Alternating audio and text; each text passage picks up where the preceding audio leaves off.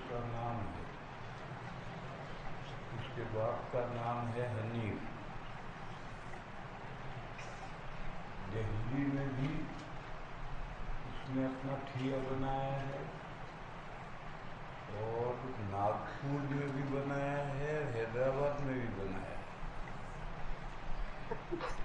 تو وہاں کے لوگوں نے جلسہ رکھا، جلسہ نہیں، تربیتی کیمپ رکھا تھا۔ مگر آج کل لوگوں پر انگریزی الفاظ استعمال کرنے کا بھوت سوار ہے۔ کیا ہے؟ اس لفظ کو کوئی سمجھے یا نہ سمجھے۔ ورک شاپ رکھا تھا۔ کتنے مسلمان ورک شاپ کو سمجھتے ہیں؟ ورک شاپ تو کہتے ہیں گاڑیاں، خراب گاڑیاں ٹھیک کرنے کا جو کارخانہ ہوتا ہے، اس کو ورک شاپ کہتے ہیں۔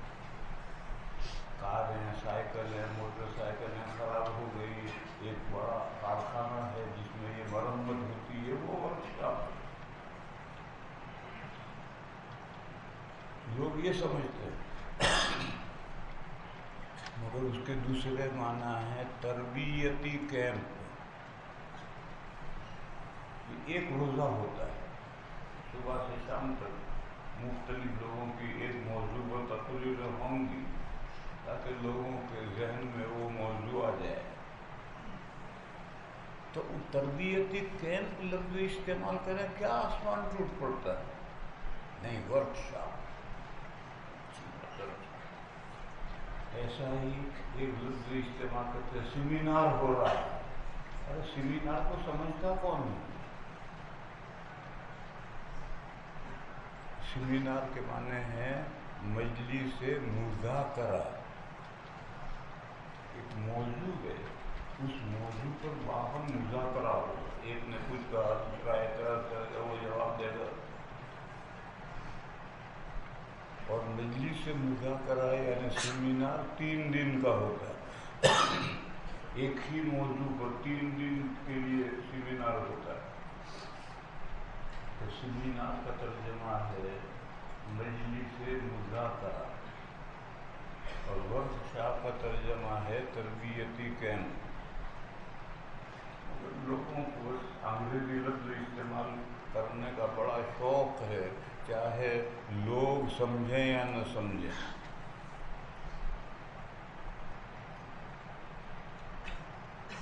میں ایئرپورٹ سے اتر کر چلا تو جو ذمہ دار تھے وہ لینے آئے تھے، میں نے ان سے کہا کہ ورک شاپ کا مطلب مجھے سمجھاؤ۔ نہیں سمجھا سکے۔ تو لفظ استعمال کرنے والے بھی مطلب نہیں سمجھ رہے تھے، ایسا لفظ استعمال کرنے کا فائدہ ہے؟ یہ اپنی زبان کا ایسا لفظ استعمال کرو جسے تسمجھتے ہو۔ کسی بھی دوسری زبان کا بھوت چڑھانا یہ ٹھیک نہیں۔ مولانا آزاد رحمہ اللہ کے پر بھوت چڑھا ہوا تھا عربی فارسی الفاظ کا۔ ان کی اردو سمجھنا ہی مشکل، اتنا کثرت سے عربی فارسی لفظ استعمال کرتے تھے۔ ارے تم اردو لکھ رہے ہو تو اردو اپنا استعمال کرو، عربی لکھو عربی لفظ استعمال کیجیے، فارسی لکھو فارسی لفظ استعمال کیجیے۔ اردو میں فارسی عربی کو گھسانے کا کیا مطلب ہے؟ کوئی عربی اردو کا ایسا لفظ ہے جو اردو میں آ کر اردو بن گیا ہے، اور اردو والا اس کو سمجھتا ہے، اس کو استعمال کرنا ہے۔ یا انگریزی کا کوئی لفظ ہے جو اردو میں آ کر اردو بن گیا ہے تو وہ اب انگریزی نہیں رہا۔ جیسے اپیل کرنا، اپیل انگریزی لفظ ہے۔ پروگرام سیٹ کرنا، پروگرام بنانا، پروگرام لفظ ہے، اپیل لفظ انگریزی کے ہیں، مگر اردو میں آ کر کے اردو جیسے بن گئے ہیں۔ تو ایسے عربی فارسی کے جو لفظ عربی اردو میں استعمال ہو کر اردو بن گئے ہیں تو ٹھیک ہے، مگر جن لفظوں کو اردو قارئین نہیں جانتے، ان عربی لفظوں کو اردو میں استعمال کرنے کا یا ان فارسی لفظوں کو اردو میں استعمال کرنے کا کوئی تصویر نہیں۔ مگر کچھ لوگوں کے اوپر بھوت سوار ہوتا ہے. کہنا کیا ہے؟ اس سیمینار میں ورک شاپ میں تربیتی کیمپ میں نے 2 تقریریں کی. ان میں سے ایک تقریر کی ہے، اس کا خلاصہ تمہیں سناتا ہوں.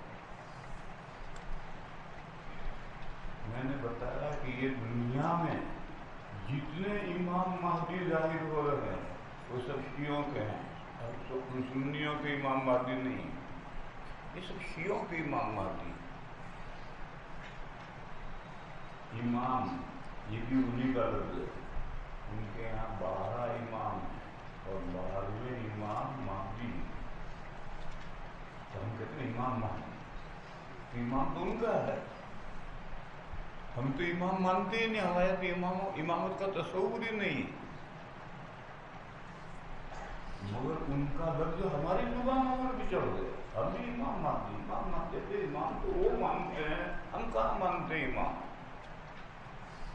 پھر جب امام مہدی ہے تو وہ تو کہتے ہیں علیہ السلام، کیونکہ ان کے یہاں 12 امام گویا نبی، اس لیے وہ علیہ السلام کہتے ہیں ہر ایک کے ساتھ. ہم کہاں نبی مانتے ہیں، ہم علیہ السلام کیوں کہیں؟ کافر علیہ السلام نہ کہو تو پھر رضی اللہ عنہ کہو. رضی اللہ عنہ کہاں سے کہیں؟ وہ کسی نبی کے صحابی تو نہیں. ہمارے جو مہدی آئیں گے وہ کسی نبی کے صحابی تھوڑے ہوں گے جو ہم رضی اللہ عنہ کا کہ رحم اللہ کو. رحم اللہ کا تو مرے ہوئے کو کہتے ہیں. ابھی تو وہ وجود میں ہی نہیں آئے، ابھی سے رحم اللہ کیسے ہو جائیں گے؟ لہذا شروع میں امام غلط، علیہ السلام غلط، رضی اللہ عنہ غلط، رحمہ اللہ غلط. کیا کہیں؟ حضرت مہدی. بس، نہ آگے نہ پیچھے. احترام کے لیے لفظ حضرت لگا دو. تو ہمارے تو حضرت مہدی اور امام مہدی تو شیعوں کے ہیں. شیعوں کا تصور کیا ہے کہ 12ویں امام جو امام مہدی تھے وہ پیدا ہو چکے، اور جب ان کی عمر 2.25 سال کی تھی تو قرآن کے 10 پارے لے کر ایک شہر کے پاس پہاڑ ہے، اس پہاڑ کی غار میں چلے گئے اور وہاں زندہ ہیں. اس شہر کا کیا نام ہے؟ سر من رآ. جس نے اس شہر کو دیکھا وہ خوش ہو گیا. کہاں سے خوش ہوں گے، وہ شہر ہے ہی نہیں.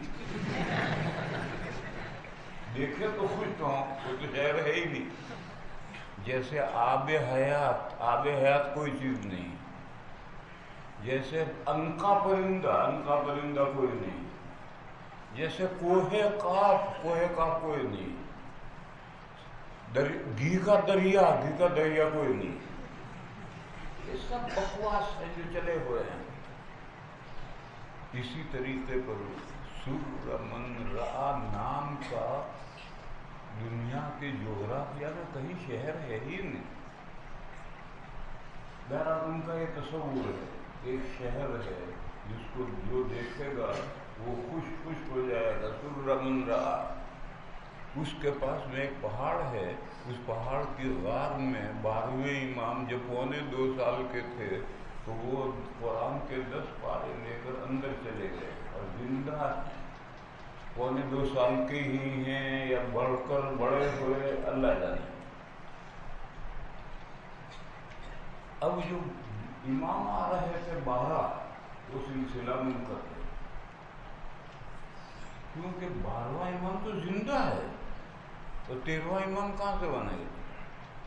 تو جو امامت کا تسلسل چل رہا تھا، جیسے نبوت حضور پر ختم ہوئی، وہ کہتے ہیں امامت 12ویں امام پر ختم ہوئی، 13واں امام نہیں.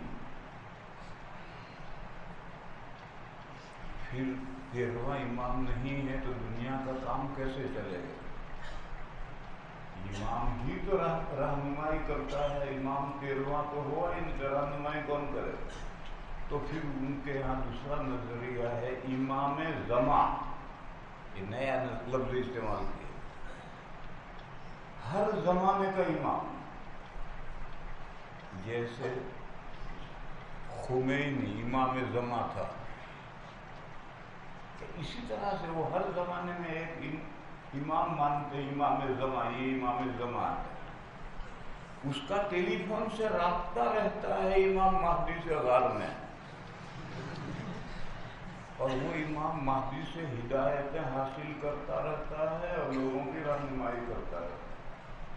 اب یہ نظریہ بدل گیا، امام زمان جیسے خضر ایک عہدہ ہے، مر گئے تو اگلا خضر آ گیا، ایسے امام زمان ایک عہدہ ہے، خمینی مر گیا تو اگلا آ گیا، وہ مرے گا اگلا آئے گا، یہ امام زمان چلتے رہیں گے، عہدے بدلتے رہیں گے، اور ان کا ایک 12ویں امام سے رابطہ رہتا ہے، اور وہاں سے جو ہدایات ملتی ہیں اس کے مطابق وہ رہنمائی کرتا ہے۔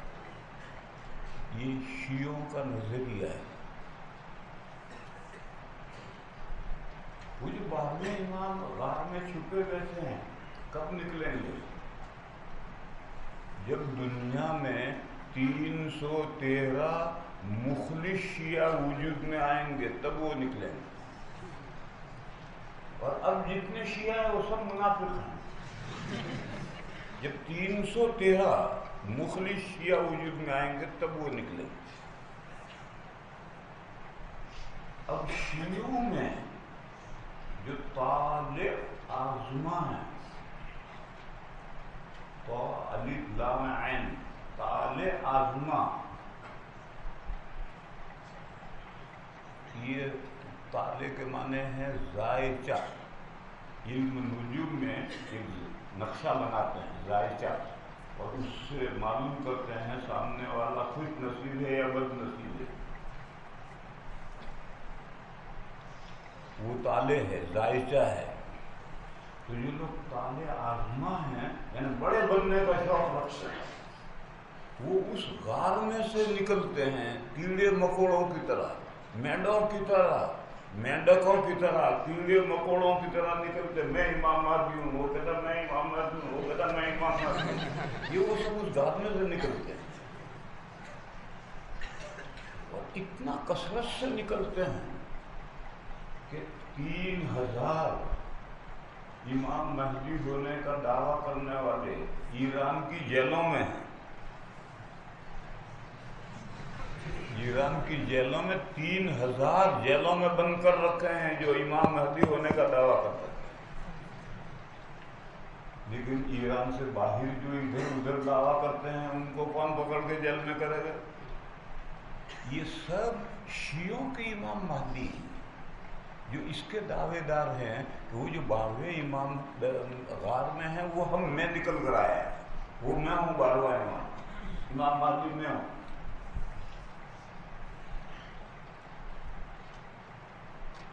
جیسے قادیانی کے بعد 100 سال گزر گئے، اس 100 سال میں 250 قادیانیوں نے نبوت کا دعویٰ کیا ہے، صرف قادیانیوں میں نبوت کا دعویٰ کرنے والے 250 آدمی گزرے، ان کی لسٹ پہلی چھپی ہوئی ہے۔ تو جیسے قادیانیوں میں یہ کہ تو ہی کیوں نبی، تیرے بعد میں نبی ہوں، تو کہتا میں نبی ہوں۔ تو یہ جتنے امام مہدی دنیا میں ظاہر ہوتے ہیں یہ وہ دعوے دار ہیں کہ وہ غار میں جو امام مہدی ہیں وہ نکل کر میں آیا، 12واں امام میں ہوں، امام مہدی۔ پھر جو ایران میں ہوتے ہیں وہ تو پکڑ کر کے حکومت جیل میں کر دیتی، لیکن دوسری جگہ کے ان کو تو پکڑ کے جیل میں نہیں کر سکتے، کیا کریں؟ آگرہ میں پاگلوں کا دواخانہ ہے، ایسے تمام امام مہدیوں کو آگرہ بھیجو، ان کا دماغ خراب ہو رہا ہے، ان کو علاج کرو۔ خیر میں نے یہ مضمون سمجھایا کہ یہ جتنے امام مہدی ظاہر ہوتے ہیں یہ تو شیعوں کے امام مہدی ہیں، اور وہ غار میں سے جو چھپے ہوئے ہیں وہ نکل کر ظاہر ہونے کے دعوے دار ہیں۔ ہم سے کیا تعلق ہے اس کا؟ پھر اس مسئلے کو میں نے سمجھایا کہ دیکھو وجود کی 3 قسمیں ہیں، یہ تمہارے سمجھنے کی بات ہے، اسی کے لیے میں تمہیں سمجھا رہا۔ وجود کی 3 قسمیں ہیں، وجود خارجی، وجود نفس الامری اور وجود ذہنی۔ وجود خارجی کس کو کہتے ہیں؟ جس کی طرف اشارہ حسیہ کر سکتے ہیں، یہ اگالدہ، یہ موجود فی الخارج ہے، جس کی طرف اشارہ حسیہ کر سکتے ہیں وہ موجود فی الخارج ہے، یہ وجود خارجی ہے۔ اور موجود فی نفس الامر کس کو کہتے ہیں؟ جس کی طرف اشارہ حسیہ نہ ہو سکے مگر وہ ہے، اعتبار معتبر کے تابع نہیں ہے۔ کوئی مانے تو ہے، نہ مانے تو نہیں ہے، ایسا نہیں۔ کوئی مانے یا نہ مانے وہ ہے، مگر اس کی طرف اشارہ حسیہ نہیں ہو سکتا، وہ موجود فی نفس الامر ہے۔ جیسے ہمارے حضرت مہدی، ہمارے حضرت مہدی یہ موجود فی نفس الامر ہے، خارج میں ان کا وجود نہیں ہوا، اور نفس الامر میں موجود ہے تو اشارہ حسیہ نہیں ہو سکتا، لیکن وہ ہیں۔ کوئی مانے تو ہیں، نہ مانے تو نہیں ہے، ایسا نہیں ہے، کوئی مانے نہ مانے وہ ہیں، لیکن ابھی نفس الامر میں موجود ہیں، خارج میں ان کا وجود نہیں ہوا۔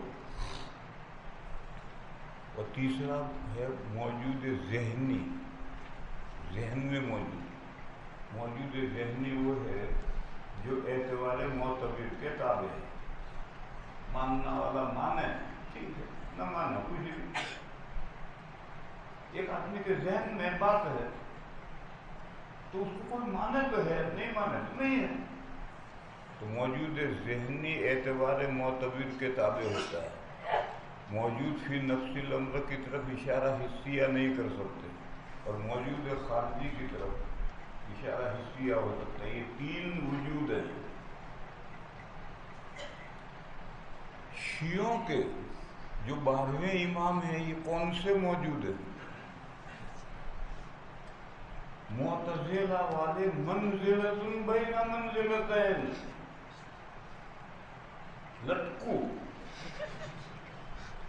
معتزلہ کے یہاں ہے نا کہ مرتکب کبیرہ مسلمان ہے یا کافر ہے، وہ کہتے ہیں نہ مسلمان ہے نہ کافر ہے، فی منزلۃ بین منزلتین۔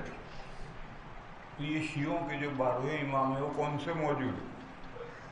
خارج میں، نفس الامر میں، ذہن میں۔ موجود ذہنی تو وہ نہیں مانتے کیونکہ وہ تو پیدا ہو چکے ہیں، لیکن موجود ذہنی تو نہیں۔ موجود فی نفس الامر، موجود فی نفس الامر جو ہے کیسے کہو گے، اس کا تو وجود خارجی ہو چکا ہے، 2.25 سال کے ہو کر گئے ہیں۔ میں 2 دن کے لیے حیدرآباد چلا گیا تو حیدرآباد جانے سے وہ میں موجود فی نفس الامر ہو گیا، موجود خارجی سے نکل گیا۔ کیسے نکلے گا موجود خارجی سے؟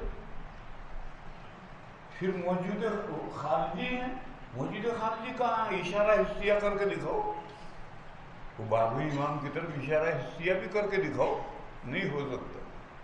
بس وہ موجود خارجی اور موجود نفس الامر کے بیچ میں بچو لیے ہیں، فی منزلۃ بین منزلتین۔ جس کی مثال سمجھو، ایک آدمی گھر میں ہے، وہ نکلنے کے لیے دروازے پر آ کر کھڑا ہو گیا، باہر دروازے سے دکھتا نہیں، دروازے کے اندر آ کر کھڑا ہے، ایک قدم رکھے گا تو باہر، مگر وہ قدم رکھ نہیں رہا، ابھی دروازے کے اندر ہے۔ تو ایسے وہ امام موجود ہیں، وہ غار میں تیار بیٹھے ہیں باہر نکلنے کے لیے، مگر نکل نہیں رہے۔ یہ شیعوں کا فلسفہ ہے۔ یہاں رک کر ایک بات اور سنو، لوگ پوچھتے ہیں شیعہ مسلمان ہیں یا کافر ہیں؟ قادیانیوں کے بارے میں نہیں پوچھتے، باقی پوچھنا چاہیے قادیانیوں کے بارے میں۔ تو میں جواب دیتا ہوں ہندو مسلمان ہیں یا کافر، عیسائی یہودی بدھسٹ مسلمان ہیں یا کافر، تو تم یہی کہو گے کہ مسلمان کافر سے کیا مطلب ہے؟ یہ تو اسلام کے سات مذاہب ہیں. اسلام اللہ کے یہاں سے آیا ہوا مذہب ہے. یہ اللہ کے یہاں سے آئے ہوئے مذاہب بگاڑے ہوئے ہیں یا گڑے ہوئے ہیں؟ اسلام کے ساتھ کے لیے صحیح لفظ ہے متوازی، برابر کے. اسلام کے متوازی مذاہب ہیں. تو شیعیت یہ بھی اسلام کے متوازی مذہب ہے. قادیانیت یہ بھی اسلام کے متوازی مذہب ہے. بس یہ کہ مسلمان ہے یا کافر ہے. مسلمان تو وہ ہے جو اندر ہے، کافر وہ ہے جو نکل گیا. وہ تو نہ اندر آئے نہ نکلے. ان کا مذہب تو اسلام کے متوازی مذہب ہے. قادیانیوں کا بھی، شیعوں کا بھی، ہندوؤں کا بھی، عیسائیوں کا بھی، وہ سب اسلام کے متوازی مذاہب ہیں. وہاں یہ سوال ہی غلط ہے تو مسلمان ہے یا کافر ہے. وہ آئے کب اسلام میں؟ جو مرتد ہو کر نکلے آئے ہی نہیں تو نکلے کر.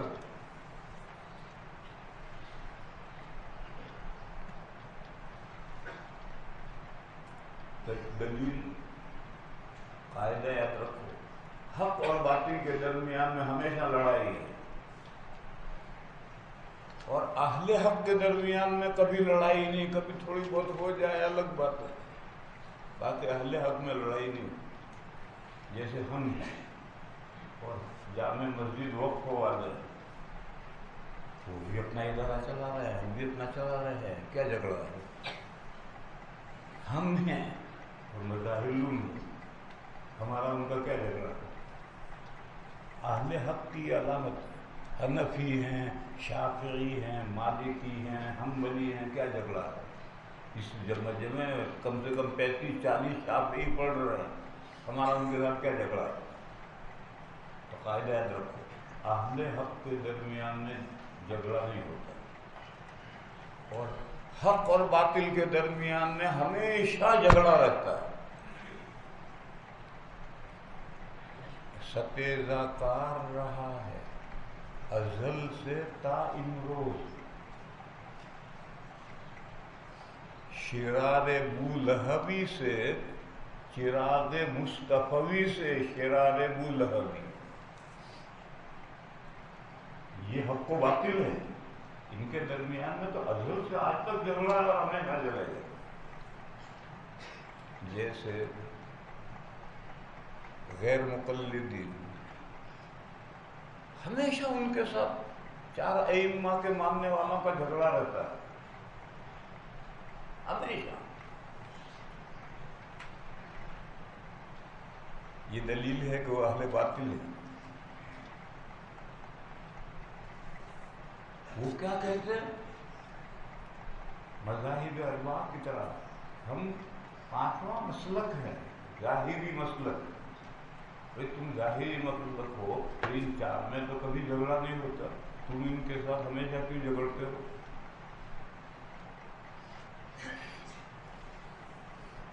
کیرالہ میں ایک مولانا نوح صاحب رحمہ اللہ تھے، دارالعلوم کے فاضل تھے.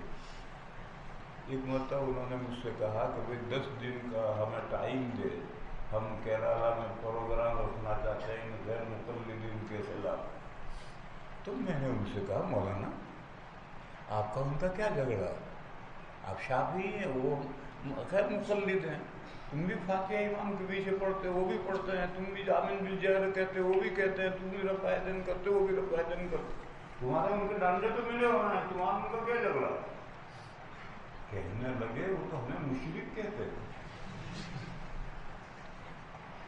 تو شوافع کے ساتھ جن میں تمام مسائل میں ان کا اتحاد ہے، ان کے ساتھ بھی ایسا ہی جھگڑا ہے جیسا حنفیوں کے ساتھ. یہ بھی مشرک، وہ بھی مشرک. یہی حال شیعوں کا اہل سنہ کے ساتھ ہے. پچھلی تاریخ تم جانتے نہیں، تم سب بچے ہو ابھی کم کے. اسلام کے شیعیت اور اسلام میں ہمیشہ جھگڑا رہا. اور آج بھی ہے. دنیا کی جب تاریخ تم جانو گے تو پتہ چلے گا کہ شیعیت کافی دنیا کے ساتھ آج بھی جھگڑا ہے اور بڑا سخت جھگڑا ہے. امریکہ کے ساتھ جتنا جھگڑا اس سے زیادہ ہے. میں نے درمیان میں بات بتائی کہ لوگ پوچھتے ہیں کہ شیعہ مسلمان ہے یا کافر. میں جواب دیتا ہوں کہ سوال فضول ہے. وہ تو اسلام کے متوازی ایک مسلک ہے. وہ اسلام میں کبھی آئے ہی نہیں. جو کافر مرتد ہو کر نکلے یہ سوال ہی فضول کرتے. قادیانی مسلمان ہے یا کافر ہے فضول سوال ہے. وہ تو اسلام کے متوازی ایک مذہب ہے. ہندو عیسائی مسلمان ہیں یا کافر ہیں یہ بیکار سوال ہے. وہ تو اسلام کے متوازی مذاہب ہے.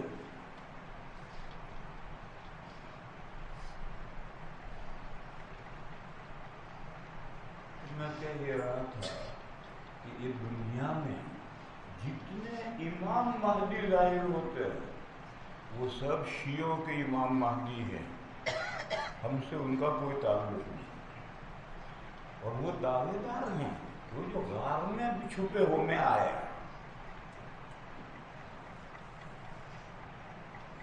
شیعہ نہیں مانتے. کیوں نہیں مانتے؟ امام زمان کا تو کانٹیکٹ ہے ٹیلی فون سے اس کے ساتھ. تو امام زمان کو پہلے پتا چلے گا کہ 12ویں امام نکل آئے. امام زمان تو کو پتہ نہیں ہے کہ 12ویں امام نکلے اور یہ کہتا ہے 12واں امام نکل آئے. تو شیعہ کیسے مانے؟ وہ پکڑ کر کے جیل میں بند کر دیں.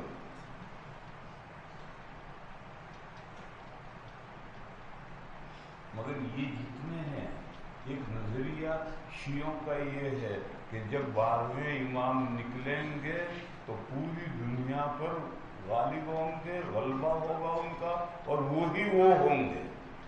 یہ بھی ان کا ایک نظریہ ہے.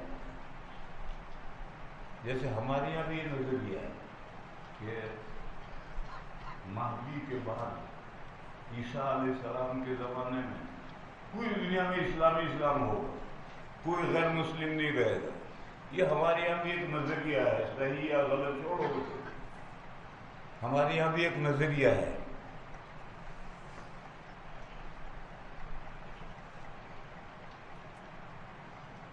نظریہ کہنے کا صحیح یا غلط چھوڑو, اس لیے کہا کہ یہ نظریہ قرآن کے خلاف ہے. قرآن میں ہے هو الذی ارسل رسولہ بالہدی ودین الحق لیظہرہ علی الدین کلہ. یظہر ظہر کے معنی پیٹھ ہے. ہر دن کو گرا کر چت کر کے اس کی کمر پر اسلام بیٹھ جائے. اس لیے ہم نے اپنے رسول کو خدا اور دین کے ساتھ بھیجا ہے. اس آیت میں اشارہ ہے کہ مذاہب باطلہ ہمیشہ باقی رہیں گے. اسلام ان پر غالب رہے گا. ان کو گرا کر چیت کر کے ان کی پیٹھ پر بیٹھ جائے گا. لیظہرہ کا یہ مطلب. تو جب یہ صورتحال ہے تو ادیان باطلہ تو قیامت تک رہیں گے اور غلبہ ہوگا تو ادیان باطلہ کا ہوگا. جب کوئی اللہ اللہ کہنے والا نہیں رہے گا تب قیامت قائم ہوگی. تو غلبہ تو ادیان باطلہ کا ہوگا. اسلام غالب ہو جائے گا اور دنیا سے ادیان باطلہ سب ختم. تو پھر اسلام کس کی پیٹھ پر بیٹھ کر چت کرے گا؟ اس لیے میں نے کہا ہمارے یہاں بھی یہ نظریہ ہے. اللہ جانے وہ صحیح یا غلط. ان کے یہاں بھی یہ نظریہ ہے کہ جب 12ویں امام نکلیں گے تو پوری دنیا پر چھا جائیں گے, غالب ہو جائیں گے. تو اب یہ جتنے امام مہدی نکلتے ہیں تو دعوے دار وہی ہیں کہ وہ غار میں سے ہم آئے. اب ان کو شیعوں کے علاوہ دوسروں پر کام کرنا ہے, جبھی تو وہ ساری دنیا پر غالب ہوں گے. دنیا دوسروں پر کام کرنے کے لیے سب سے پہلے مسلمانوں پر کام کرنا ہے, سنیوں پر کام کرنا ہے, ان کو اپنی جال میں پھنسانا ہے. پھر جب سارے سنی شیعہ بن جائیں گے تو پھر ہندوؤں پر کام کریں گے، پھر عیسائیوں پر کام کریں گے۔ ابھی تو پہلے مرحلے میں وہ مسلمانوں پر کام کر رہا ہے۔ اب مسلمانوں کو کیسے سمجھائیں کہ میں وہ 12واں امام ہوں، غار میں سے نکل کر آیا ہوں، یہ بات سنیوں کو کیسے سمجھائیں؟ سنیوں کے تو گلے نہیں اترے گی بات۔ تو پھر سنیوں کے جو ہیں جو حضرت مہدی ہے اور اس کے بعد حضرت عیسیٰ ہیں، وہ کہتا ہے یہ حضرت مہدی بھی میں ہوں، یہ حضرت عیسیٰ بھی میں ہوں۔ قادیانی یہی کہتا تھا، حضرت مہدی بھی وہی بنا تھا، عیسیٰ بھی وہی بنا تھا۔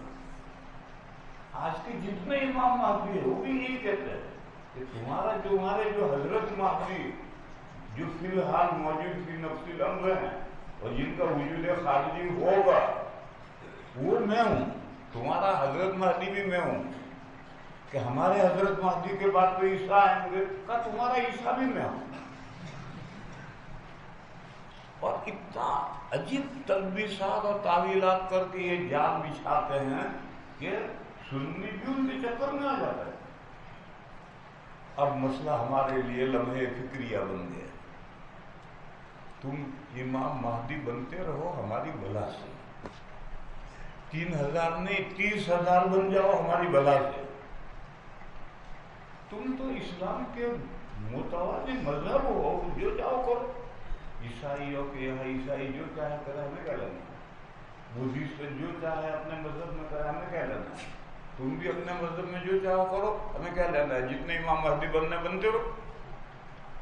مگر وہ سنیوں کو پھانسنے کے لیے یہ جو انہوں نے جال بچھایا ہے کہ تمہارے جو حضرت مہدی ہیں وہ میں ہوں، تمہارے حضرت مہدی کے بعد میں جو حضرت عیسیٰ آئیں گے وہ بھی میں ہوں، یعنی تم بھی مجھ پر ایمان لاؤ۔ اب یہاں سے ہماری ذمہ داری ہوتی ہے کہ ہم جاہل سنیوں کو سمجھائیں کہ یہ ہمارے حضرت مہدی یہ نہیں ہو سکتا، ہمارے حضرت عیسیٰ یہ نہیں ہو سکتا۔ جاہل مسلمانوں کو سمجھانے کے لیے یہ ذمہ داری بن جاتی ہے۔ جاہل مجھے تربیت کی قید میں تو علماء کو، مولویوں کو اکٹھا کرتا ہے، عوام کو نہیں لاتے۔ 200-300 مولوی ہوتے ہیں، ان کو ہی بلایا جاتا ہے تربیت کی قید میں، عوام کو نہیں بلایا جاتا۔ اس کا جواب ہے کہ یہی تو جاہل ہے جن کو سمجھانا۔ یہ جو مولوی ہیں اس زمانے کے، یہی جاہل ہے جن کو سمجھانا ہے۔ تو پھر یہ سمجھ کر اجہل کو سمجھائیں گے۔ جاہل تو یہ خود ہے، اگر یہ جاہل نہ ہوتے تو اس کے تربیتی کیمپ لگانے کی کیا ضرورت ہے؟ اس لیے ان جاہلوں کو سمجھانا ہے تاکہ یہ اجہلوں کو سمجھائیں۔ لا الہ الا اللہ۔ جاہل کسے کہتے ہیں؟ یہ ایک بات نہیں جانتے، یہ مولوی یہ بات حقیقت جانتے ہوتے تو عالم ہوتے، اور جب نہیں جانتے تربیت کے کیمپ لگا کر ان کو یہ بات جنوا رہے ہیں، جاہل ہے۔ یعنی مطلق جاہل نہ ہو تو اس مسئلے سے تو جاہل ہیں، تو یہ سمجھ لیں گے تو اجہل کو سمجھائیں گے۔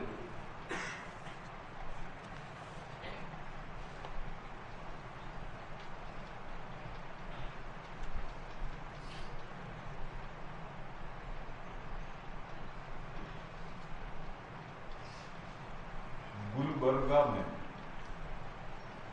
یہ وہیں حیدرآباد سے 100 کلومیٹر، وہاں آندھرے میں گنیش کی مورتیاں بٹھائی جا رہی ہیں۔ تو گلبرگے میں گنیش کی جو مورتی بٹھائی ہے، اس کی پوجا کرنے والے مسلمان مرد اور عورتیں ہیں، اور ایک دو نہیں سینکڑوں ہزاروں کی تعداد میں مسلمان مرد اور عورتیں اس گنیش کی مورتی کی پوجا کرتے ہیں۔ جب گنیش کی مورتی کی پوجا مسلمان کر سکتے ہیں تو یہ شیعوں کا جو مہدی ظاہر ہوا ہے اس کا پیروی نہیں کر سکتے؟ اس کی پیروی نہیں کر سکتے، کرتے ہیں۔ اسی لیے جگہ جگہ پر ان کی خبر لینی پڑتی ہے، جاہل مسلمانوں کی خبر لینی پڑتی ہے، ان کو دین سکھانا پڑتا ہے، یہ کچھ جانتے ہی نہیں دین، نام کے مسلمان۔ مدینہ میں ایک مرتبہ سورج گرہن ہوا، صلاۃ الکسوف پڑھی گئی، اذان تو نہیں دی گئی، لیکن ایک آدمی نے محلے محلے گھوم کر، مدینہ منورہ ایک ساتھ بسا ہوا نہیں تھا، قبیلے قبیلے الگ بسے ہوئے تھے، تو یہی قبیلے کو میں محلہ کہہ رہا، محلے محلے گھوم کر اس نے اعلان کیا الصلاۃ جامعۃ، جامع مسجد میں نماز ہو رہی ہے، چلو سب۔ ہر قبیلے کی مسجد الگ تھی، ان مسجدوں میں نماز نہیں ہو رہی، الصلاۃ جامعۃ، جامعۃ کے معنی جامع مسجد میں جہاں جمعہ ہوتا ہے وہاں نماز ہو رہی ہے، سب چلو۔ تو لوگ فٹافٹ وضو کر کے تیاریاں کر کے مسجد نبوی میں پہنچے، وہاں حضور نماز پڑھا رہے ہیں اور لوگ آتے گئے شریک ہوتے گئے، آتے گئے شریک ہوتے گئے۔ یہ سورج گرہن ہوا تھا گرمیوں میں، اور سخت گرمیوں میں ہوا تھا، اور صبح 10 بجے سے شروع ہوا تھا، اور کب تک رہا تھا معلوم نہیں، دوپہر تک تو 3 گھنٹے تو رہتا ہی۔ تو گرمیوں کا زمانہ، اور پھر یہ سخت گرمی در گرمی۔ حضور کی سالی ہیں حضرت اسماء، وہ بھی وضو کر کے چلی نماز پڑھنے کے لیے، یہاں پہنچی تو ان کی بہن حضرت عائشہ اپنے کمرے میں اقتدا کیے ہوئے تھی، نماز میں کھڑی تھی، تو بھی بہن کے کمرے میں گئی کہ وہیں سے پڑھوں گی نماز، تو ان کی تو نیت بن رہی تھی، تو انہوں نے آتے ہی پوچھا کیسی نماز ہے؟ تو اب حضرت عائشہ کیسے جواب دے؟ تو حضرت عائشہ نے کہا سبحان اللہ، آپ نماز میں کسی کو کوئی تنبیہ کرنا چاہے سبحان اللہ کہیے، یہ امام کو لقمہ دینے ہی کے لیے خاص نہیں ہے۔ آپ نماز پڑھ رہے ہیں، ایک بندہ آگے سے گزرنا چاہتا ہے بے خبری میں، تو آپ زور سے کہیے سبحان اللہ، تو فوراً رک جائے۔ نمازی کسی کو بھی کوئی بات تنبیہ کرنا چاہے تو سبحان اللہ استعمال کرتا ہے، تو صدیقہ نے جواب دیا سبحان اللہ، اور پھر دیکھو یہ ہاتھ سے اشارہ کیا یوں، تو حضرت اسماء سمجھی تو نہیں مگر سمجھی، انہوں نے پوچھا آیتن، آسمان میں کوئی نشانی ظاہر ہوئی ہے؟ تو صدیقہ نے سر کے اشارے سے جواب دیا۔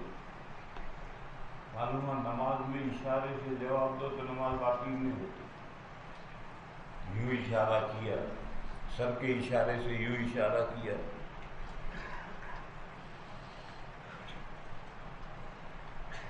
تو وہ بھی نیت باندھ کر کھڑی ہو گئی۔ گرمی سخت تھی تو وہ ان پر بے ہوشی سی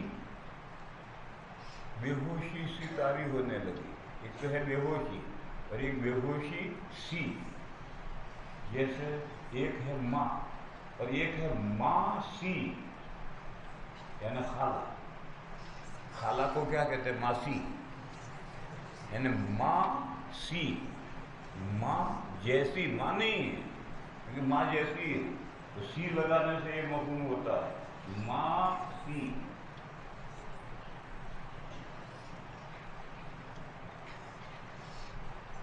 بے ہوشی طاری ہو جائے گی تو وضو ٹوٹ جائے گا، نماز کیسے جاری رہے گی؟ اس کا جواب دیا میں نے کہ بے ہوشی نہیں ہے، یہ بے ہوشی سی ہے، ہوش ہے۔ اتفاق سے قریب میں برتن میں پانی رکھا ہوا تھا، تو اس پانی اس برتن میں سے لے کر اپنے سر پہ ڈالتی تھی تاکہ کچھ ٹھنڈک ہو گرمی کی۔ دیکھو ایسا بھی عمل قلیل کرنے سے بھی نماز باطل نہیں ہوتی۔ ٹورنٹو میں میرے ایک ملنے والے بوڑھے آدمی ہیں، مجھ سے بڑی عمر کے، وہ جب تراویح پڑھنے کے لیے آتے ہیں تو بوتل پانی کا، ٹھنڈے پانی کی بوتل بھر کر لے کر آتے ہیں اور پاس میں رکھتے ہیں، اور نماز کے دوران بار بار بوتل اٹھا کر تھوڑا سا پانی سر میں ڈال کے رکھ دیتے ہیں۔ معلوم ہوا کہ نماز میں عمل قلیل ہو تو اسے نماز باطل نہیں ہوتی۔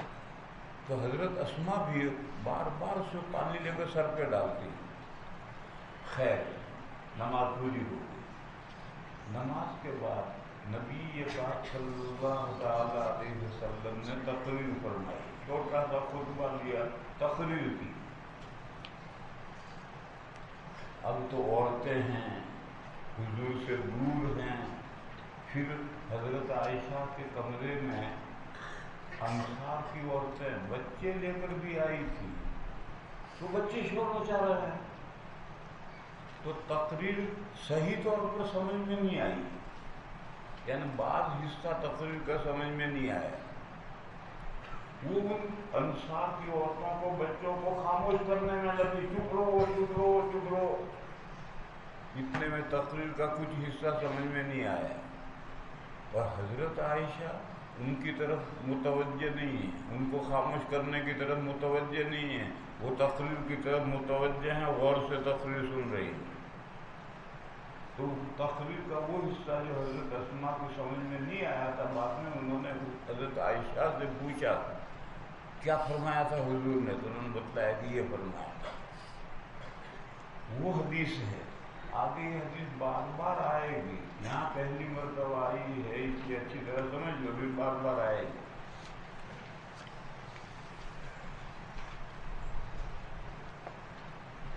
باب چل رہا ہے،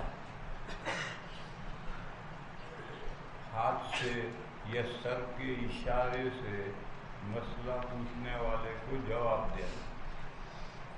یہ حضرت عائشہ جواب دے رہی، حضرت اسماء پوچھ رہی ہیں تو حضرت عائشہ اشارے سے جواب دے رہی ہیں، تو یہی جز پاک سے متعلق ہے۔ وَبِهِ قَالَ حَدَّثَنَا مُوسَى بْنُ إِسْمَاعِيلَ قَالَ حَدَّثَنَا وَهِيبٌ قَالَ حَدَّثَنَا هِشَامٌ عَنْ فَاطِمَةَ عَنْ أَسْمَاءَ، یہ فاطمہ جو ہیں یہ حضرت ہشام کی بیوی ہیں، ہشام بن عروہ بڑے راوی ہیں، ان کی یہ بیوی ہیں، اور چچا زاد بہن بھی ہیں، حضرت ہشام کے چچا کی لڑکی ہیں۔ حضرت ہشام نے بہت سی وہ حدیثیں جو امہات المومنین وغیرہ خواتین سے انہوں نے سنی ہیں، ان سے حضرت ہشام نے سن کر روایت کی۔ قال حدثنا هشام عن فاطمة عن أسماء قالت أتيت عائشة وهي تصلي فقلت ما شأن الناس، ما شأن الناس کا ترجمہ ہے کیسی نماز پڑھی جا رہی ہے، لوگ کیسی نماز پڑھ رہے ہیں، یہ نا وقت کی نماز کیسی ہے، ما شأن الناس کا یہ ترجمہ ہے۔ فأشارت إلى السماء، یہاں باب ہے، انہوں نے اشارے سے جواب دیا۔ فَإِذَا النَّاسُ قِيَامٌ، لوگ سب نماز پڑھ رہے ہیں۔ فقالت، یہ سب تقدیم تاخیر ہو رہی ہے، پہلے تو صدیقہ نے جواب دیتا سبحان اللہ، میں نماز میں ہوں کیسے بولوں، مگر اس کے ساتھ انہوں نے آسمان کی طرف اشارہ کیا، اس پر انہوں نے کہا آیتن، آسمان میں کوئی خاص نشانی ظاہر ہوئی، سب روایت میں تقدیم تاخیر ہو گئی۔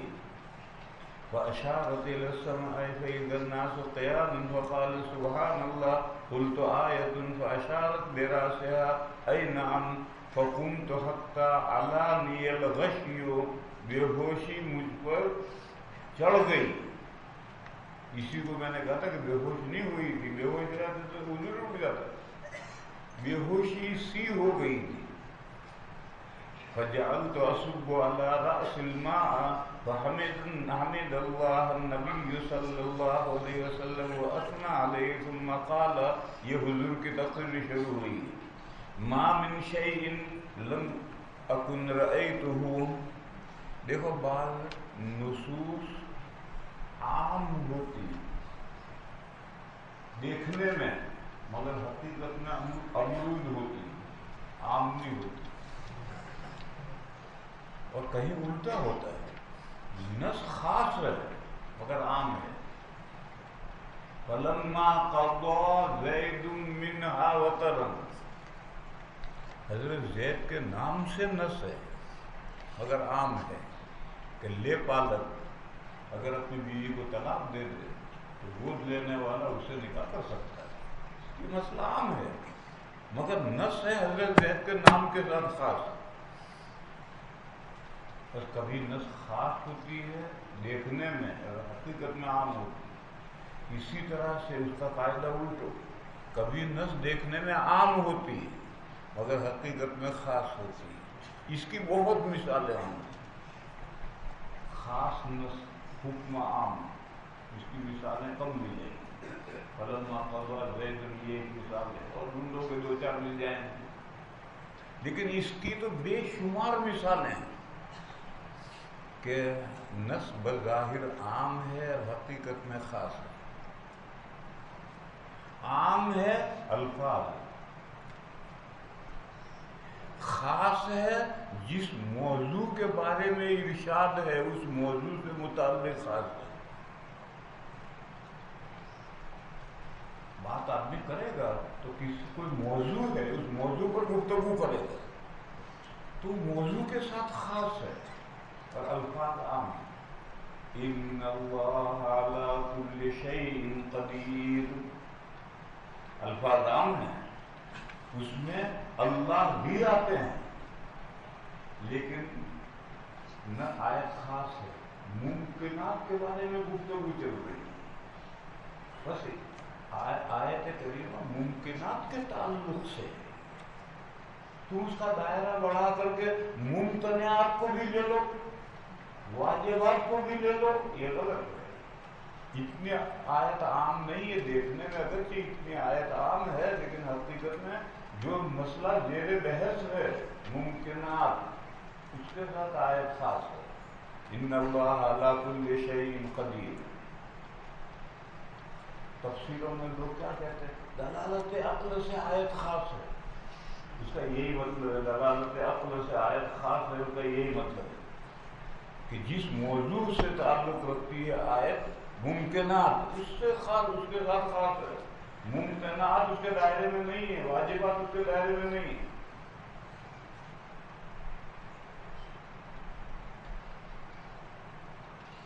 حضور معراج میں گئے، ملائے اعلیٰ دفتر میں کام کر رہے ہیں،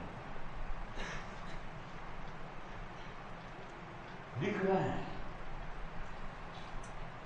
حضور اتنے قریب گئے کہ قلم کے چلنے کی آواز سنائی دے رہی. تم لکھو، کہاں آواز ہوتی ہے؟ ہوتی ہے، سنائی نہیں دیتی مگر ہوتی ہے. ہمارے کان اگر تیز ہو جائیں تو قلم چلنے سے جو آواز ہوتی ہے وہ بھی سنائی دیتی. جیسے لبیب النمل، چونٹی کے چلنے کی آواز ہے. اگر اپنے ہمارے کان بھاری ہے اس لیے ہمیں چونٹی کے چلنے کی آواز سنائی نہیں دیتی. اگر ہمارے کانوں کی سماعت تیز ہو جائے بصرک الیوم حدید تو چونٹی کے چلنے کی آواز بھی سنائی دے گی. اسی طرح سے صریر القلم، قلم چلنے سے جو آواز ہوتی ہے وہ بھی سنائی دے گی اگر ہمارے آواز کان تیز ہو جائے. یہاں میرا ایک حال سمجھ لو، کیونکہ تم آتے رہتے ہو اور پھر پریشان کرتے ہو. میں اونچا نہیں سنتا لیکن اونچا سمجھتا. اونچا سنتا نہیں مگر اونچا سنتا ہوں. یہ کیا ہوا؟ بامبے میں نے کانوں کا ٹیسٹ کرایا تو رپورٹ آئی کہ جو پوائنٹ آواز سننے کے ہیں وہ ٹھیک ہے، اور سنی ہوئی آواز کو سمجھنے کے جو پوائنٹ ہیں وہ کمزور پڑ گئے۔ تو بات کرنے والا بات کہے تو آواز آ رہی ہے اور سمجھ میں نہیں آ رہا کیا کہہ رہا ہے۔ یہ میرا پرابلم ہے، مسئلہ ہے۔ اس مسئلے کا حل کیا ہے؟ مشین لگاؤ سب کان میں نے اسی ڈاکٹر سے کہا اس کا علاج کیا ہے؟ کوئی علاج نہیں، مشین لگاؤ۔ تو 18,000 میں مشین لائے، مجھے بیکار کوئی کام نہیں کرا۔ پھر رمضان میں گیا ٹورنٹو سے ایک اور مشین جزاک اللہ کی لایا، وہ بھی کام نہیں کرتا۔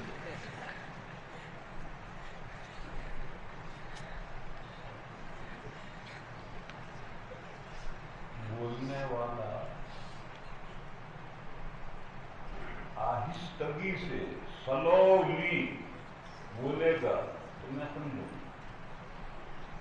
جیسے میں بول رہا ہوں، فاسٹ نہیں بولتا، سلولی آہستہ آہستہ الفاظ ادا کرتا ہوں، ایسا میرے سامنے بولو گے تو میں سمجھوں گا، اور تیز بولو گے تو آواز تو مجھے آتی ہے، سمجھوں گا نہیں میں۔ طالب علم آتے ہیں، میرا یہ مسئلہ وہ نہیں جانتے، وہ ہونٹوں میں باتیں کرتے ہیں، میں سمجھتا نہیں، آواز تو آ رہی ہے میں سمجھتا نہیں۔ لہذا میرے پاس اگر آنا ہے اور کوئی بات مجھ سے کرنی ہے تو پہلے مشق کر کے رہل سہل کر جاؤ۔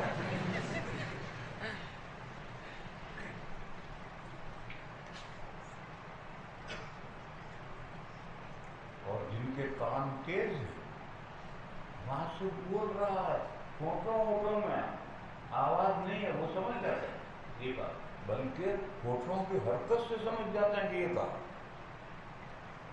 تو اسی طرح سے سماعت تیز ہو جائے، بصرک الیوم حدید، چونٹی کے دبیب النمل ہے وہ بھی سنائی دے گی۔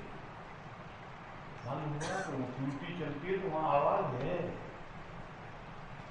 اسی طرح سے قلم سے لکھیں گے تو وہاں بھی آواز پیدا ہوتی ہے، مگر ہمارے کان بھاری ہیں اس لیے سنائی نہیں دیتے۔ اگر ہمارے کان تیز اللہ بناتے تو ہم مصیبت میں آ جاتے۔ ادھر مکوڑا جا رہا ہے اس کی آواز بھی آ رہی، ادھر مکڑی جا رہی اس کی آواز بھی آ رہی، ادھر چھپکلی جا رہی اس کی بھی آواز، چاروں طرف سے آواز بھی آ رہی، کیا مصیبت ہے۔ تو اللہ کا احسان ہے کہ اللہ نے ہمارے کان بھاری بنائے ہیں، جو کچھ باتیں سنتے ہیں اور ہزاروں باتیں سنتی ہی۔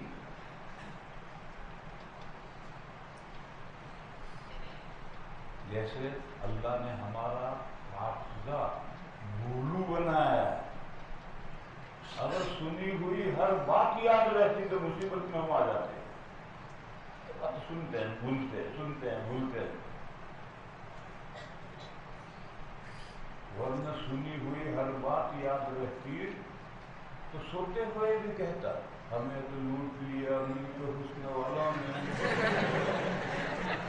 کیوں؟ بیداری میں یہ گانا سنا تھا۔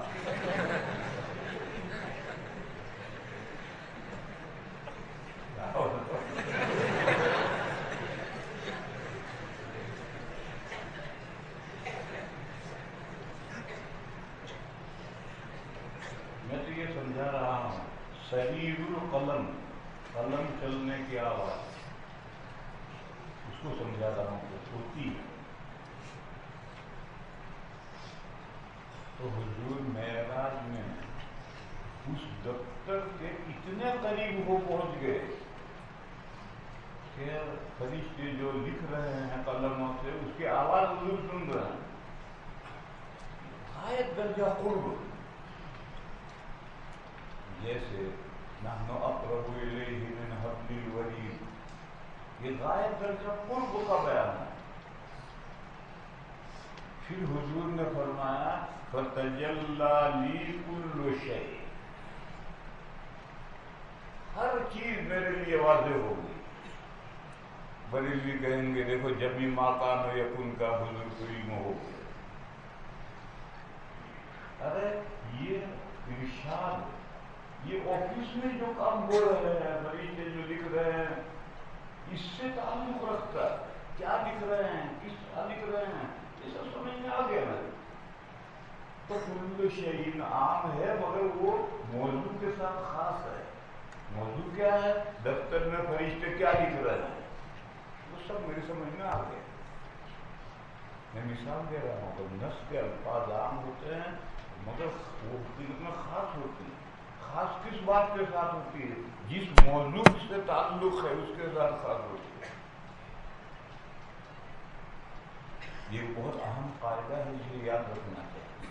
موضوع متعین ہو، اس موضوع کے ساتھ خاص ہو. دیکھو یہاں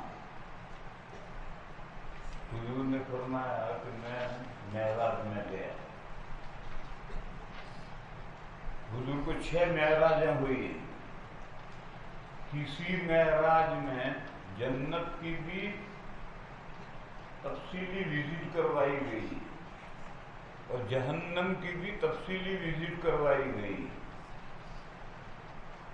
لیکن کتنی بھی تفصیلی وزٹ کرو بعض باتیں دیکھنے سے رہ جاتی ہیں.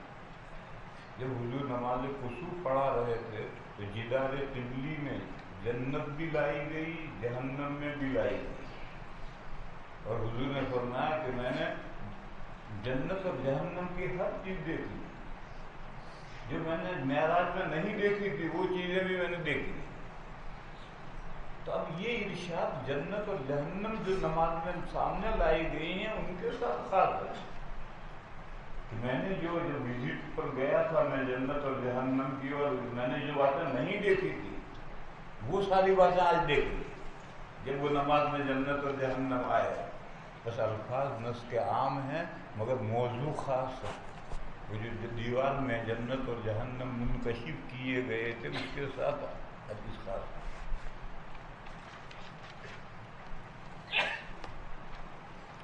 ثم قال ما من شيء لم اكن اريته میں صاف اشارہ ہے کہ جب جنت اور جہنم کی وزٹ پر گیا تھا اس وقت جو میں نے باتیں مجھے نہیں دکھلائی گئی تھی وہ سب میں نے دیکھ لی. ما من شيء لم اكن اريته الا رايته في مقام هذا حتى الجنة والنار. اب آپ یہ کہیں کہ الجنت والنار تو غایت ہے، موضوع کہاں ہے؟ تو غایت مغیّہ کا تو جز ہوتی، اسی لیے تو کوہنیاں دھوتے ہو، اسی لیے تو تخنہ دھوتے ہو. تو جنت اور جہنم غایت ہیں تو مغیّہ کا جز ہیں. مغیّہ کیا ہے؟ امور آخرت. دنیا نہیں اس میں، دنیا نہیں، امور آخرت. میں نے امور آخرت جان لی ہے اور اس کی غایت ہے حتی الجنت والنار.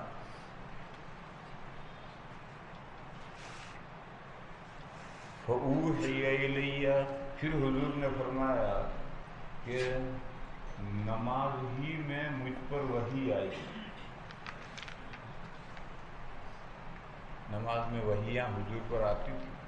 جیسے سوتے ہوئے وحی آتی ایسے نماز میں بھی وحی آتی. تحویل قبلہ کی وحی تو نماز ہی میں آئی. تو نماز میں وحی آئی. کیا وحی آئی؟ مرنے کے بعد جب آدمی قبر میں پہنچتا ہے تو قبر میں پہنچنے کے بعد نا آزمایا جاتا ہے.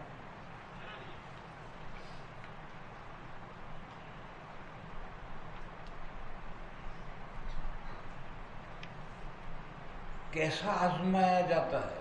مثال مارو، دجال جب ظاہر ہوگا اس وقت ہر مومن کا آزمائش ہوگی. اس کا ایمان باقی رہتا ہے نہیں رہتا. تو خروج دجال پر جیسے مومنین کا سخت امتحان ہوگا اسی طرح سے قبر میں پہنچ کر سخت امتحان ہوتا ہے. یہ جو دجال کا ظہور ہوگا اس وقت مومنین کا جو ایمان جانچ ہوگی اس پر جو نمبر آئیں گے وہ تو رجسٹر میں درج ہوں گے. اس کا نتیجہ مرتب ہو. مومن، کافر، دجال کا ایمان لے آیا کافر، نہیں لایا وہ مومن. اور یہ جو قبر میں آزمائش ہوگی اس پر بھی نتیجہ مرتب ہوگا، لیکن کیا نتیجہ مرتب ہوگا؟ اگر جواب صحیح دے دیے تو جنت کی طرف کھڑکی کھل جائے گی، جواب صحیح نہیں دیے جہنم کی طرف کھڑکی کھل جائے گی۔ یہ اس آزمائش کے میں جو نمبر آئے اس نمبر کا رزلٹ ہے۔ اور دنیا میں جو ایمان لایا، دجال پر نہیں لایا، مومن کافر، اس رزلٹ کا بھی تو یہی حاصل ہے۔ بس جو قبر میں آزمائش ہے اس پر جو نتیجہ مرتب ہوگا وہ، اور دجال کی آزمائش پہ جو نتیجہ مرتب ہوگا وہ یکساں ہے۔ بہرحال حضور نے مثال ماری کہ ظہور دجال کے وقت میں جس طرح سے مومنین کی بڑے سخت امتحان میں مومنین پڑ جائیں گے اور کچھ کا ایمان باقی رہے گا، باقی غیر پانی کے بہاؤ کے ساتھ۔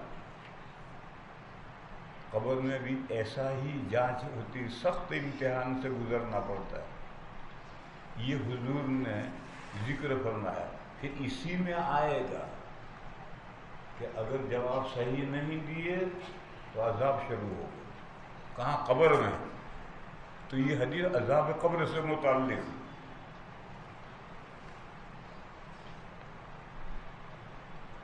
فَأُوحِيَ إِلَيَّ أَنَّكُمْ تُفْتَنُونَ فِي قُبُورِكُمْ مِثْلَ أَوْ قَالَتْ قَرِيبًا لَا أَدْرِي۔ ہشام کہتے ہیں کہ میری بیوی نے مثلا کہا تھا یا قریبہ کہا تھا، وہ مجھے یاد نہیں رہا۔ ای لا ادری ای ذالک قالت اسماء، یہ درمیان میں جملہ حذف کرو پھر پیچھے سے لوٹاؤ۔ انکم تفتنون فی قبورکم مثل فتنة المسیح الدجال قریبا، فتنة المسیح الدجال۔ وہ کیا قبر میں پہنچنے کے بعد میں کیا آزمائش ہوگی، امتحان کا پرچہ آئے گا، 3 سوال، تینوں کے جواب لازم۔ اور یہ داخلہ امتحان ہے، ایڈمیشن ٹیسٹ۔ نیچے والے مدرسے میں سے کیا پڑھ کر آیا؟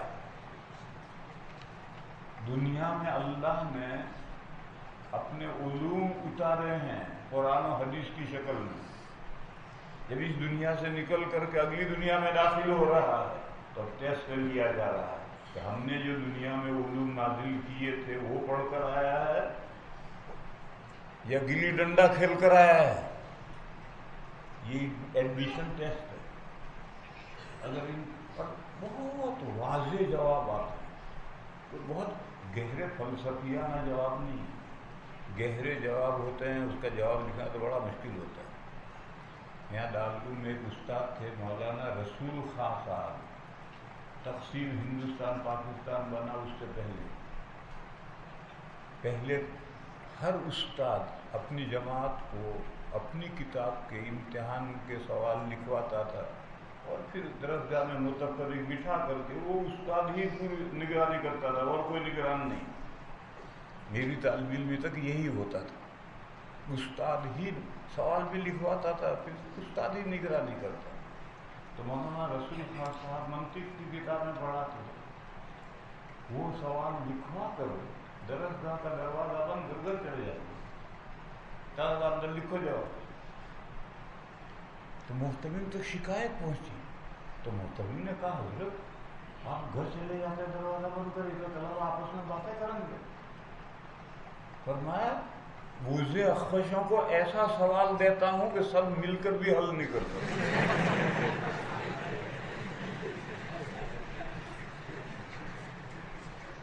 ایسا قبر میں سوال نہیں آئے گا، بہت سیدھا سا، مر ربک ما دینک ما تقول فی ھذا الرجل۔ مگر دہشت اتنی ہوگی، وہ فرشتے جو آئیں گے لال پیلی آنکھیں دکھائیں گے، تو دہشت کی وجہ سے اتنے آسان سوالات کے جوابات بھی مشکل ہو جائیں گے، اوسان خطا ہو جائیں گے۔ اوسان الف واو چھوٹی سین الف نون، اوسان کے معنی حواس، ہوش و حواس اوسان خطا ہو جائیں گے. اس اعتبار سے مشکل سوال ہے. یقال ما، پھر یہاں اختصار ہو گیا ہے، 3 سوال کے بجائے 1 سوال کا ذکر ہے. مقبور کو نبی پاک صلی اللہ علیہ وسلم کی زیارت کروائی جائے، اس میں حضور کو کہیں نہیں جانا، مقبور کو کہیں نہیں جانا. حضور جہاں ہیں، مقبور جہاں ہے. یوں کیا حضور نظر آئیں گے، کیونکہ آڑ اور پہاڑ اس دنیا میں، عالم برزخ میں آڑ اور پہاڑ نہیں. حضور کو دکھایا. فرشتے پوچھیں گے جو حضرت جی تجھے نظر آ رہے ہیں ان کے بارے میں تیرا کیا عقیدہ ہے؟ تو مومن کہے گا کہ یہ اللہ کے رسول ہیں، ہم ان پر ایمان لائے، ان کا کلمہ پڑھتے تھے محمد رسول اللہ. اور کافر کیا کہے گا؟ وہ کہے گا یہ ریل گاڑی کا انجن ہے. ایک دیہاتی گاؤں سے چلا، اس کو ریل گاڑی میں سفر کرنا. اس نے لوگوں سے پوچھا بھائی ریل گاڑی ہوتی کیسی ہے؟ تو انہوں نے کہا تو اسٹیشن پر پہنچ کر ٹکٹ لینا، پھر پلیٹ فارم پر جانا، گاڑی آئے گی، منہ سے دھواں نکل رہا ہوگا، اب کالی کالی ہوگی، انجن کالا کالا، پہلے کوئلے کے انجن ہوتے تھے، کالا کالا ہوگا، منہ سے دھواں نکل رہا ہوگا. اس میں بیٹھ جائیے، منزل پر پہنچ جائے.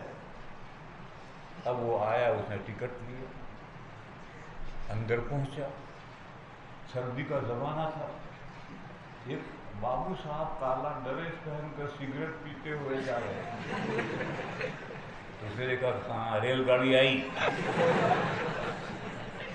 وہ پیچھے سے کود کر کے کندھے پر بیٹھ گیا. اس نے کہا کیا بات ہے کم بخت، ٹکٹ لیا ہے.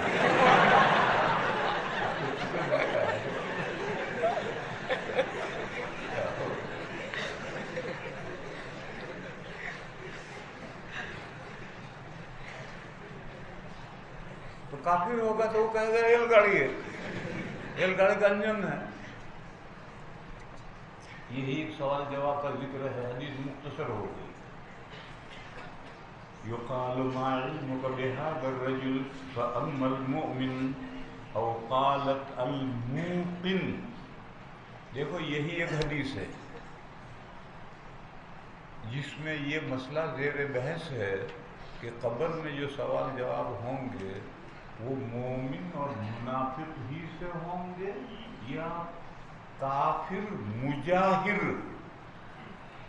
میم جیم الف چھوٹی ہا اور را، مجاہر، ڈنکے کی چوٹ کفر کرنے والا، اس سے بھی قبر میں سوال جواب ہوں گے.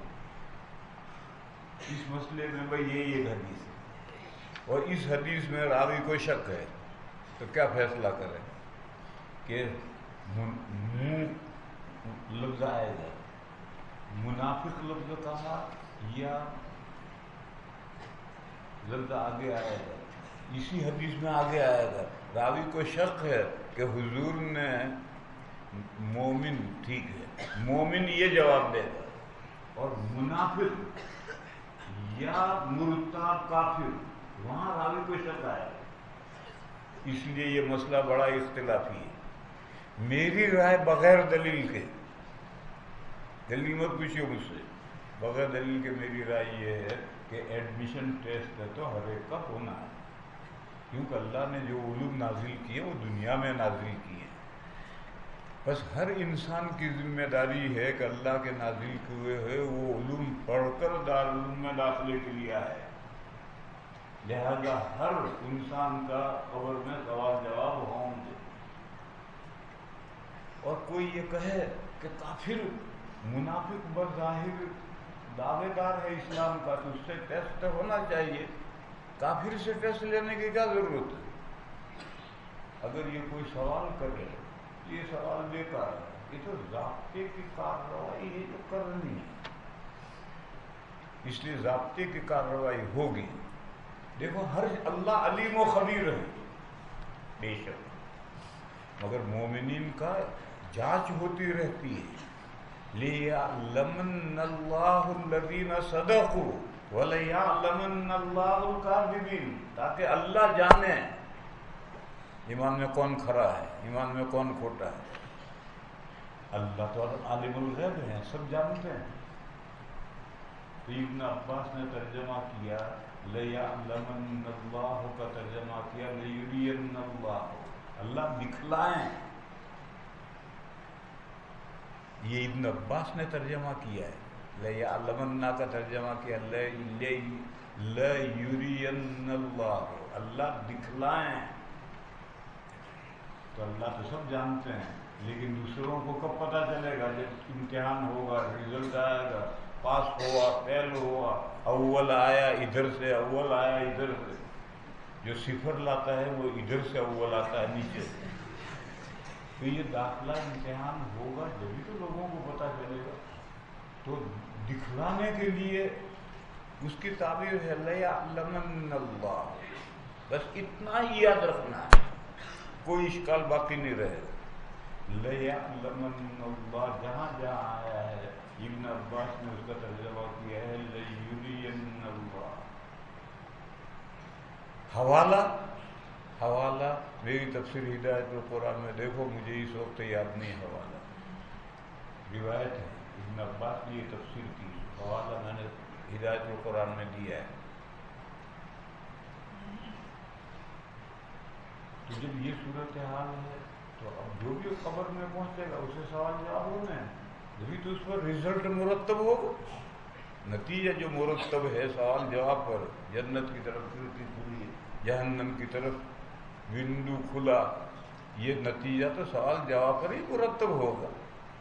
اس لیے میری رائے بغیر کسی دلیل کے خواہ مخواہ یہ ہے کہ ہر ایک سے سوال جواب ہونا ہے قبر میں۔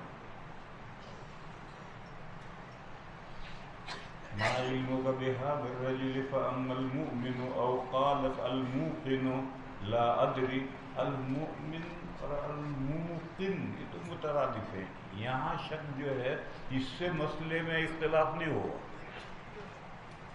فأما المؤمن أو قالت الموقن لا أدري أيهما قالت أسماء فيقول هو محمد هو رسول الله جاءنا بالبينات والهدى فأجبناه واتبعناه هو محمد۔ یہ جملہ 3 مرتبہ کہے گا مومن قبر میں، بار بار کہے گا هو محمد۔ فیقال نم صالحا، فرشتے کہیں گے اطمینان سے سو جا، صالحن کا ترجمہ بھائی اطمینان سو جا، کوئی چنتا بھی نہ کر۔ چنتا ہندی لفظ ہے، اردو میں استعمال ہوتا ہے، کوئی فکر نہ کر، اطمینان سے سو جا۔ فیقال نم صالحا قد علمنا، فرشتے کہیں گے ہم تیرے چہرے بشرے سے یا تیرا جو نام اعمال ریکارڈ ہے اس ریکارڈ سے ہم جانتے تھے کہ تو مومن ہے۔ طالب علم کے پاس میں سال بھر کا جو ہوم ورک ہوتا ہے اس سے استاد جانتا ہے کہ کون طالب علم کے کتنے نمبر آنے چاہیے، مگر ہوم ورک کی کاپیوں کا نمبر نہیں دیکھ سکتا۔ اب دینے لگے ہیں اسکولوں میں، یونیورسٹیوں میں، نیچے کے درجات میں ہوم ورک پر نمبر دینے لگے ہیں، کوئی امتحان نہیں۔ یورپ اور امریکہ میں درجے 7 تک بچوں کا کوئی امتحان نہیں، ان کی جو کاپیاں ہیں ہوم ورک ہے اس کی بنیاد پر اس کا نمبر دے دیتے۔ تو فرشتے کہہ رہے کہ تیرا نام اعمال دیکھ کر تیرے چہرے بشرے سے ہم سمجھ گئے تھے کہ تو مومن ہے، مگر ضابطے کی کارروائی تو کرنی تھی، امتحان تو تیرا بھی لینا تھا، تو ہم نے تیرا امتحان لیا، تجھے ڈسٹرب کیا، تیرے سکون چین میں خلل ڈالا۔ ڈسٹرب کا مطلب تیرے سکون چین میں خلل ڈالا۔ سوری کے معنی بھینس کا انڈا۔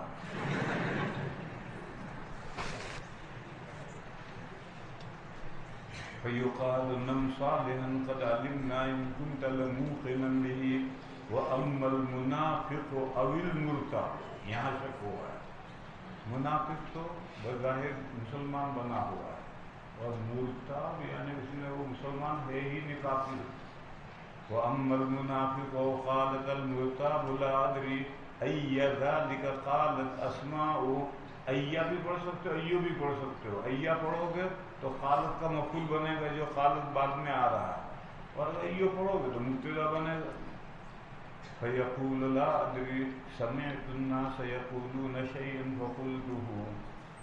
یہ جو جواب ہے اس کا یہ دلیل ہے کہ یہ منافق ہے، کافر نہیں ہے. کیونکہ کافر تو محمد رسول اللہ پڑھتا ہی نہیں، منافق پڑھتا ہے. تو کہتا ہے میں نے لوگوں کو محمد رسول اللہ پڑھتے سنا تھا تو میں بھی محمد رسول اللہ کہتا تھا. یہ ایک قرینہ ہے کہ منافق سے سوال جواب ہوگا، کافر سے نہیں ہوگا. بس یہ ایک رائے کو قائم کرنا چاہتا ہوں. اسی لیے میں نے پہلے کہا کہ میں بغیر دلیل کے کہہ رہا ہوں، مجھ سے دلیل نہ پوچھیے. باب تحریم النبی صلی اللہ علیہ وسلم وفد عبد القیس علی یحفظ الایمان والعلم. یہ حدیث پہلے گزری ہے. وفد عبد القیس کو حضور نے جو باتیں بتائی ہیں تو پہلی بات ایمان کی بتائی، پھر 4 باتیں بتائی ہیں.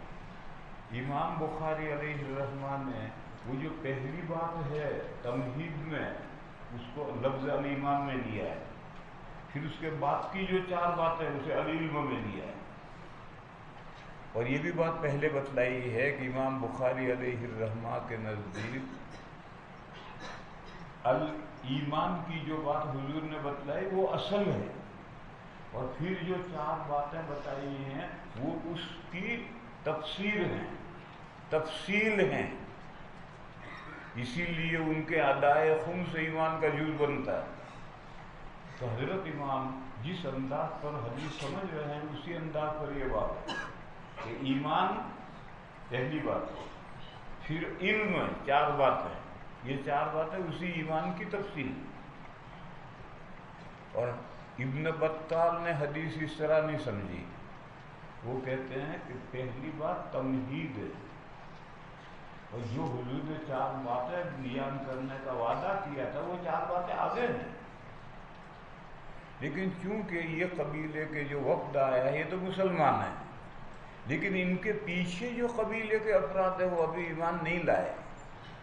تو حضور نے تمہید میں بتایا کہ واپس لوٹ کر سب سے پہلے انہیں ایمان کی دعوت دیجیے. ایمان کی دعوت کا کیا مطلب ہے؟ دیکھو یہ عیسائی بھی کہتے ہیں ہم ایماندار ہیں، یہ یہودی بھی کہتے ہیں ہم مومن ہیں، ہم ایماندار ہیں. کہ صحیح کہتے ہیں، یہ بھی توحید کو مانتے ہیں، یہ بھی توحید کو مانتے ہیں. یہودی تو پکے موحد ہیں، ہماری توحید میں اور ان کی توحید میں عقائد میں کوئی فرق نہیں. فرق محمد الرسول اللہ میں ہے، وہ نہیں مانتے محمد الرسول، ہم مانتے ہیں. اور عیسائیوں کی بھی توحید کے قائل ہیں، مگر ان کی توحید بریلویوں جیسی. بریلوی موحد ہیں مگر ان کی توحید میں قبر کی پوجا بھی ہو سکتی ہے، قبر کے طواف بھی ہو سکتے ہیں، قبر کے سجدے بھی ہو سکتے ہیں، اللہ کے ولیوں کی نظر و نیاز بھی ہو سکتی ہے، استمداد بھی ہو سکتی ہے. یہ بریلویوں کی توحید ہے. ایسی ہی ان کی بھی توحید ہے، وہ بھی توحید کے قائل ہیں عیسائی، مگر محمد الرسول اللہ یہ بھی نہیں مانتے. بس اگر اتنا کہہ دیا جائے کہ ایمان کی دعوت دینا، یہ تو بات ادھوری ہوئی. تو حضور نے پوچھا جانتے ہو اللہ پر ایمان لانے کا مطلب کیا ہے؟ تو لوگ صاحب ان وقت نے کہا اللہ و رسول عالم. تو حضور نے فرمایا 2 عقیدوں کو گواہی دینا، اللہ کی توحید کی اور محمد الرسول اللہ کی گواہی دو گے تو ہی ایمان ہے، اس کے بغیر ایمان نہیں. یہ سب تمہید میں سمجھایا ہے تاکہ یہ واپس لوٹ کر اپنے قوم کو ایمان کی دعوت دیں. اور جن 4 باتوں کا وعدہ تھا پھر وہ 4 باتیں حضور نے الگ بیان کی. یہ ابن بطال کہتے ہیں. اسی کو امام نووی کہتے ہیں کہ یہ بات ٹھیک ہے، اور اسی کو میں نے ترجیح دی. حاشیے والے کو اگرچہ اس سے اختلاف ہے، مگر میں نے اسی بات کو ابن بطال کی امام نووی کی بات کو ترجیح دی ہے. امام بخاری علیہ الرحمہ حدیث کو جس طرح سے سمجھتے ہیں اس کو ترجیح نہیں دی ہے. حاشیے والے کا اعتراض یہ ہے کہ اگر 4 باتیں الگ کر دو گے اور ایمان باللہ کو الگ کر دو گے تو امام بخاری علیہ الرحمہ کا باب کیسے ثابت ہوگا کہ ادائے خمس سے ایمان کا جز ہے؟ یہ کیسے ثابت ہوگا؟ ہمارا جواب ہے کہ نہیں ثابت ہوگا تو ہماری بلا سے کوئی ہم نے ٹھیکہ دے رکھا ہے، ہم تو ہر باب کا جواب دے رہے ہیں، یہاں یہی جواب دیں گے کہ حدیث سے باب ثابت نہیں، یہی جواب ہے۔ بہرحال یہ تو دھینگا مستی ہے، یہ تو دھینگا مستی ہے۔ اصل بات کیا ہے؟ اخلاص سے سمجھنا ہے کہ اس حدیث کا یہ مطلب جو امام بخاری سمجھتے ہیں یہ صحیح ہے، یا ابن بطال جو سمجھتے ہیں جس کو امام نووی ترجیح دیتے ہیں وہ صحیح ہے۔ حدیث فہمی، ایک آدمی یہ مطلب سمجھتا ہے، ایک آدمی یہ مطلب سمجھتا ہے، ہماری ذمہ داری ہے غور کر کے کہ یہ صحیح سمجھتا ہے یہ صحیح سمجھتا ہے، جس کی بات سمجھ میں آئے اسے لے لو، اور اگر آپ کی سمجھ میں آئے کہ نہیں یہ بھی نہیں صحیح سمجھتا، یہ بھی نہیں صحیح سمجھتا تو سمجھ لو۔ پھر آدمی کا اپنی ذمہ داری بنتی ہے کہ دونوں سے ہٹ کر کے حدیث پر غور کرے اور صحیح مطلب سمجھے۔ باب تحریر بالنبی صلی اللہ علیہ وسلم وابدأ بالقیس علی یحفظ الایمان والعلم ویخبر من وراءهم۔ باب پورا ہوا۔ ایک صحابی ہیں مالک بن الحویرث، را کا زیر، جیسے عربی میں سرے کا را کا زیر، ترے کا را کا زیر، اردو میں ہم کہتے ہیں سر کا، تر کا، یہ ہمارا اردو تلفظ ہے۔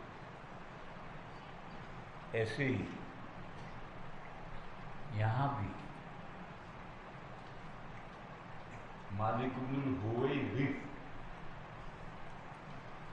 یہ اپنے قبیلے سے مسلمان ہو کر وہ ان کا ایک چچا زاد بھائی اور قبیلے کے اور طلبا جو نئے مسلمان ہوئے ہیں وہ دین سیکھنے کے لیے مدینہ آئے اور 20 دن حضور کے پاس ٹھہرے ہیں۔ 20 دن میں فارغ ہو گئے۔ ان 20 دن میں انہوں نے اتنا پڑھ لیا تھا کہ تم 20 سال میں اتنا نہیں پڑھ سکتے، تم 20 سال میں اتنا نہیں پڑھ سکتے جتنا انہوں نے 20 دن میں پڑھ لیا تھا۔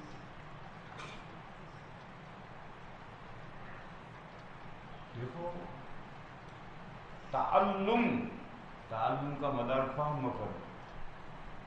یہ طالب علم نہایت ذکی، اس کو ہم چاہیں تو 4 سال میں مولوی بنا سکتے ہیں، اور یہ بیچارہ کمزور ذہن کا ہے، یہ 10 سال پڑھے گا تو بھی اس نے 4 سال میں جتنا پڑھا ہے اس کے برابر نہیں ہوگا۔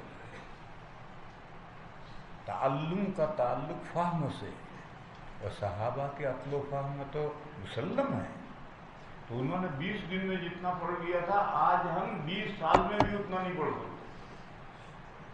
20 دن کے بعد میں حضور نے ایسا محسوس کیا کہ ان طلبا کو گھر والے یاد آ رہے ہیں، یہ بڑے بڑے شادی شدہ ہیں، اور شادی شدہ جو ہوتے ہیں ایک وقت کے بعد اسے بیوی یاد آتی ہے،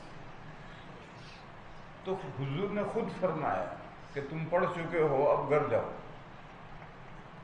اور گھر جاؤ گے تو جو تم نے پڑھا ہے اس کو پیچھے جو لوگ ہیں ان کو سکھلائیے۔ آج کل یہی مصیبت ہے، طالب علم مدرسے سے چھٹیوں میں گھر جاتا ہے، اس کی ماں جاہل ہے، اس کی بہنیں ناظرہ پڑھی ہوئی بھی نہیں ہیں، اس کا باپ ناظرہ پڑھا ہوا بھی نہیں ہے، نماز نہیں پڑھتے، ماں بھی نہیں پڑھتی، باپ بھی نہیں پڑھتا، یہ طالب علم پڑھ کر چھٹیوں میں گھر گیا، کوئی شعور نہیں، وہ پڑھتا ہے نماز پڑھتا ہے، باقی نہ ماں کو ناظرہ پڑھاتا ہے، نہ باپ کو ناظرہ پڑھاتا ہے، نہ بہنوں کو ناظرہ پڑھاتا ہے، نہ نماز کی تلقین کرتا ہے، نہ سمجھاتا ہے، کچھ نہیں۔ تیرے پسند کیا پیدا ہو گئے؟ تو لوٹ کر تیرے پیچھے جو لوگ ہیں ان پر محنت کرے تو تیرے پڑھنے کا کوئی فائدہ ہے، ان کا فائدہ تیرے پڑھنے کا۔ تو حضور نے ان سے کہا کہ گھر جاؤ اور تمہارے پیچھے جو گھر والے ہیں ان کو جو تم نے پڑھا ہے وہ جا کر سکھلاؤ انہیں۔ وَيُخْبِرُ مَنْ وَرَاءَهُ، یہ جو باپ کا جز ہے اس سے متعلق۔ وقال مالك بن الهويرث قال لنا النبي صلى الله عليه وسلم ارجعوا إلى أهليكم فعلموهم، وبه قال حدثنا محمد بن بشار۔ اب یہ قول لانا تھا، مگر جو اصل باب ہے کہ حضور نے ایمان اور علم سکھلایا،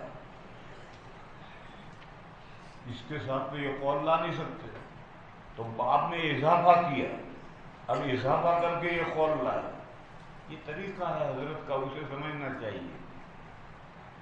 وبه قال حدثنا محمد بن بشار قال حدثنا غندر قال حدثنا شعبة عن أبي جمرة قال كنت أترجم بين ابن عباس وبين الناس فقال إن وفد عبد القيس أتوا النبي صلى الله عليه وسلم فقال من الوفد أو قال من القوم قالوا ربيعة قال مرحبا بالقوم أو قال بالوفد غير خزايا ولا ندامة قالوا إنا نعطيك۔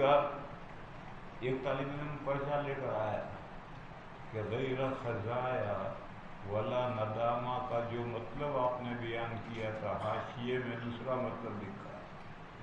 جہاں یہ پہلی مرتبہ حدیث آئی ہوگی وہاں حاشیے میں لکھا ہوگا کہ آپ نے مطلب بتایا تھا، اس کے علاوہ مطلب دوسرا لکھا ہے۔ تو میں نے کہا دوسرا لکھا ہے اسے بھی یاد رکھ، یہ ہمیشہ یاد رکھو کہ میں جو بات کہتا ہوں اگر اس کے خلاف حاشیے میں شرح میں اگر بات ہے اور تمہارے سمجھ میں آتی ہے یہ بات کام کی ہے تو اس کو یاد رکھو۔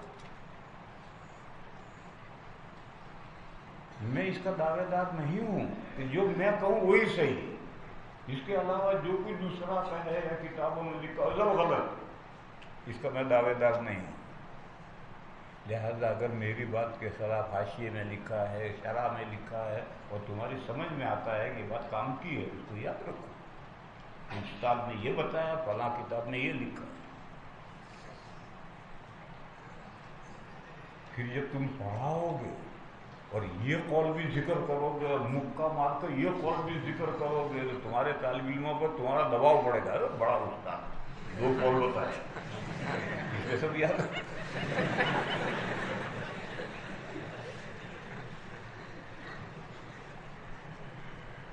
غیر خزایا ولا ندامہ قالوا انا نعطیک من شقۃ بعیدۃ۔ یہ شقہ لفظ قرآن کریم میں آیا ہے سورہ توبہ میں، مگر طالب علم اس لفظ کو نہیں جانتے۔ اس لفظ کے معنی مسافت، من شقۃ بعیدۃ وبیننا وبینک ھذا الحی من کفار مروارا ولا نستطیع ان نأتیک الا فی شہر حرام فمرنا بأمر نخبر به من وراءنا ندخل به الجنة فأمرهم بأربع ونهاهم عن أربع أمرهم بالإيمان بالله وحده قال هل تدرون ما الإيمان بالله وحده قالوا الله ورسوله أعلم قال شهادة أن لا إله إلا الله وأن محمد رسول الله وإقام الصلاة وإيتاء الزكاة وصوم رمضان وتعطوا الخمس من المغنم ونهاهم عن الدباء والحنتم والمزفة قال شعبة وربما قال النقير، یعنی اس مزفت کی جگہ نہیں بلکہ چوتھا برتن کیا ہے؟ کبھی تو استاد نے کہا نقیر اور کبھی کہا مقیر، دونوں کا ایک ہی مطلب۔ قال شعبۃ وربما قال، یعنی میرے استاد نے، ربما قال النقیر وربما قال المقیر قال احفظوه واخبروه من وراءكم باب الرحلۃ فی المسألۃ النازلہ۔ پہلے ایک باب آیا ہے علم کے لیے نکلو، یہ اس سے مختلف بات ہے۔ گاؤں میں ایک مسئلہ پیش آیا، گاؤں والوں کو مسئلے کا علم نہیں اور گاؤں میں کوئی ایسا مولوی بھی نہیں ہے جو مسئلہ بتائے. تو 4-5 چودھریوں کا وفد آیا دیوبند دارالفتہ میں مسئلہ پوچھنے. تو یہ ہے الرحلہ فی المسألۃ النازلہ. نازلہ معنی پیش آمدہ مسئلے کو جواب معلوم کرنے کے لیے سفر کرنا. حضرت نانوتوی تفریح کرتے کرتے روڈ پر چل رہے تھے. مغرب کا وقت قریب آ گیا. روڈ کے قریب میں مانکی گاؤں، یوپی والے روڈ پر مانکی گاؤں. تو حضرت مغرب کی نماز پڑھنے وہاں چلے گئے. وہاں اتفاق سے امام نہیں تھا. اب مغرب کی نماز تو دیہاتیوں نے حضرت سے پوچھا ابے تو نماز پڑھانا جانے؟ تو حضرت نے فرمایا پڑھا دیتا ہوں. چل پڑھا دے. حضرت نے مغرب پڑھائی. 2 رکعتوں میں قل یا ایھا الکافرون پڑھی. اشتباہ ہو گیا، کوئی بھول ہو گئی. نماز کے بعد دیہاتیوں نے شور مچایا نماز نہیں ہوئی. تو حضرت نے فرمایا کہ نماز تو ہو گئی. خیر خاموش رہے اور حضرت نماز پڑھ کے چلے آئے. اب عشاء کے بعد گاؤں والوں کی میٹنگ ہو گئی. آج معلوم نہیں کون بے وقوف آیا اور 2 رکعتوں میں قل یا ایھا الکافرون پڑھی گئی. یعنی نماز ہوئی یا نہیں ہوئی؟ تو صبح 5-7 دیہاتیوں کا وفد آیا دارالعلوم میں مسئلہ معلوم کرنے. ابھی دارالعلوم قائم ہوئے کوئی بہت زمانہ نہیں گزرا. ابھی کوئی باقاعدہ دارالفتہ بھی نہیں. تو وہ دروازے پر آئے اور آ کر وہ یہ دارالعلوم بھی نہیں تھا. انہوں نے آ کر طالبہ سے پوچھا یہاں بڑا مولوی کون ہے؟ تو طالب علم ان کو مسجد شتے میں لے گئے اور وہاں حضرت نانوتوی وہاں ایک کمرے میں رہتے. تو طالب علم لے کر گیا کہ اس کمرے میں بڑے مولوی ہیں جا. یہ کیا کہ طالب علم چلا گیا. وہ کمرے میں گئے. حضرت تشریف فرما تھے وہ سلام کر کے بیٹھ گئے. اب دیکھتے ہیں کہ تو رات نماز پڑھائی سے ہوئی. اب کوئی بولتا نہیں. حضرت نے فرمایا پوچھا بھی چودھریوں کیوں آئے ہو بولو. اب بولتا نہیں. جب حضرت نے بہت کوریدا تو ایک بولا اجی حضرت جی تو رات وہی بتا دیتا تو بڑا مولوی میں ہوں تو ہم یہاں نہ آتے.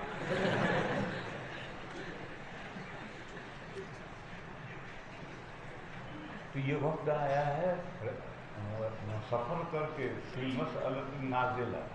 اور خروج فی العلم کیا ہے؟ تم اپنے گھروں سے نکل آ کے دارالعلوم میں داخل رہ کے پڑھنے بیٹھ گئے. یہ خروج فی العلم ہے. اور یہ مسئلہ پوچھ کے چلے جائیں گے.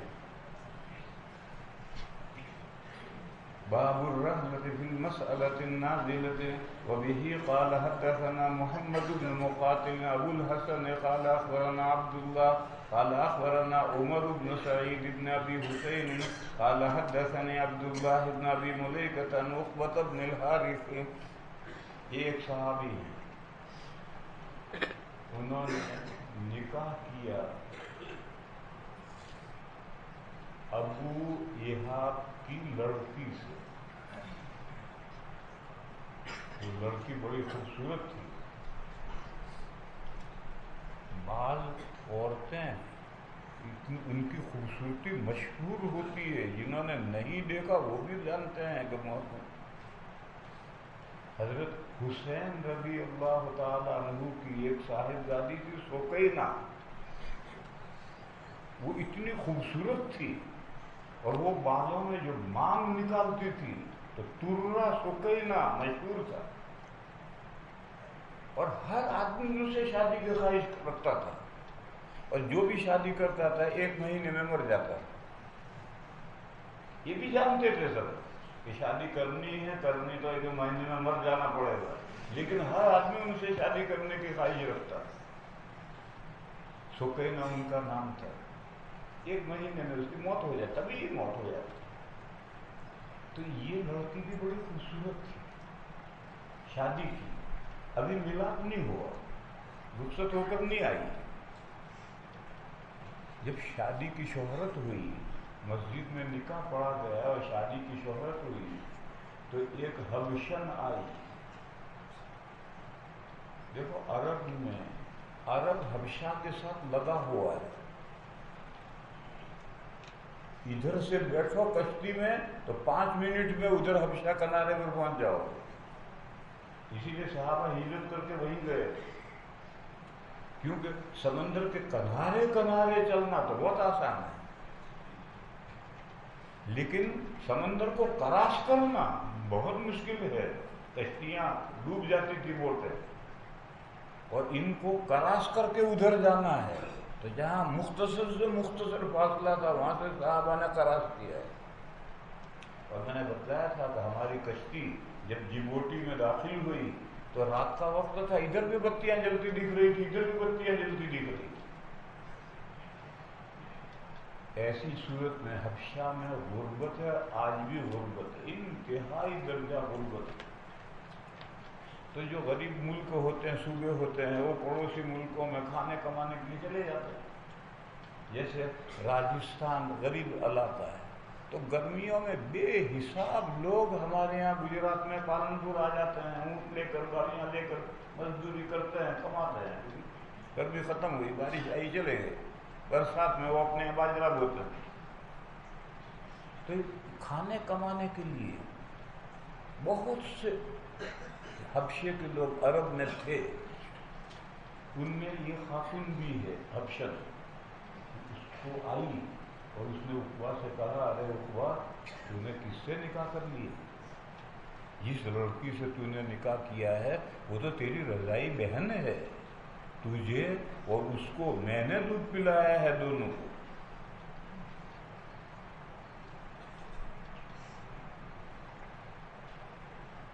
اب بیوی چہیتی ہے، یہ میں نے جز استعمال کیا تھا، اس کی خوبصورتی مشہور تھی.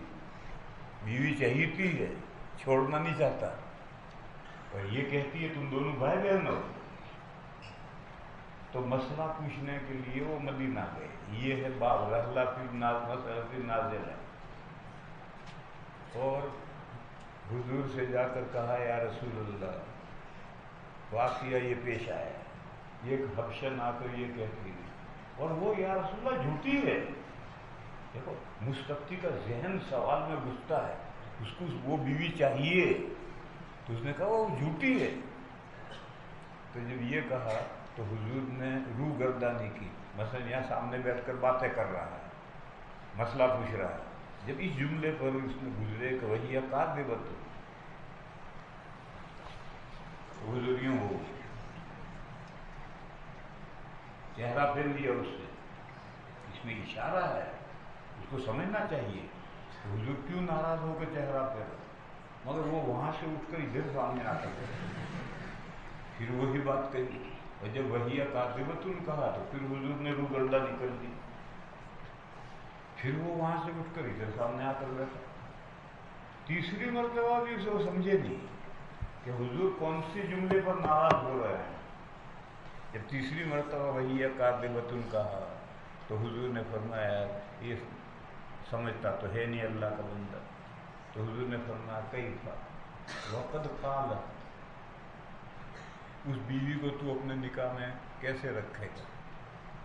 جب وہ حبشن کہتی ہے جھوٹی ہے سچی ہے چھوڑو اس بحث کو، جھوٹی ہے سچی ہے اس بحث کو چھوڑو. جب وہ کہتی ہے کہ تم دونوں بھائی بہن ہو، میں نے تم دونوں کو دودھ پلایا ہے، تو تو اس بیوی کو اپنے نکاح میں کیسے رکھے گا؟ دعها عنک، چھوڑو اسے. اب گھر گئے، چھوڑ دو، بیوی ہوئی، نکاح ہی نہیں ہوا. بہن ہے ہو تو کہیں اور نکاح ہوا، ان کا کہیں اور ہوا. یہ حدیث بیان کریں.